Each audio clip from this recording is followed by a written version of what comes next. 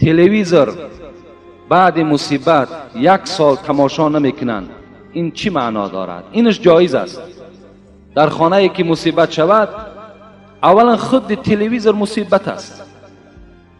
تلویزیونی که وقتی در داخلش اگر تربیه نداشته باشد، همون تلویزیون هایی که امروز از کانال های همون انتنه های برابری به ما و شما نشان میدهد، این تشویقات یهود است. چگونه ای که مسلمان ها امروز شما را تشویقات میکند به نماز، به زکات، به روزه، با برادری، به دیگر عمل های خیر، امروز یهود هم مسلمان ها را میخواهند که با راه های همین تلویزیونی از همین دایره اسلام دور سازند.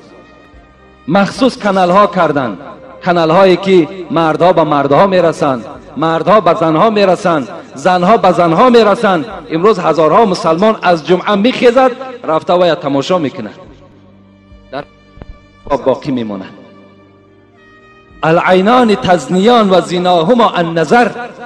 پیغمبر خدا چشمها هم زنا میکنند. زنای چشم این نظر کردن به همون صورتهای پرنگرافی است.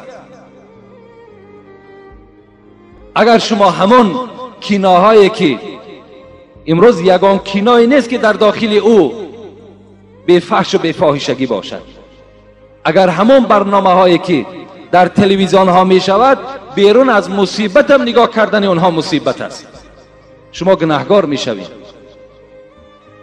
لیکن در خانه ای که مصیبت می شود، خوب می شود که 1 سال نه بلکه 2 سال تلویزیون تماشا نکنند، به نهایت ثواب کلان می شود. 1 سال نه بلکه 2 سال آموخت می شوند، ان شاء الله از همون تلویزیون دور می شوند.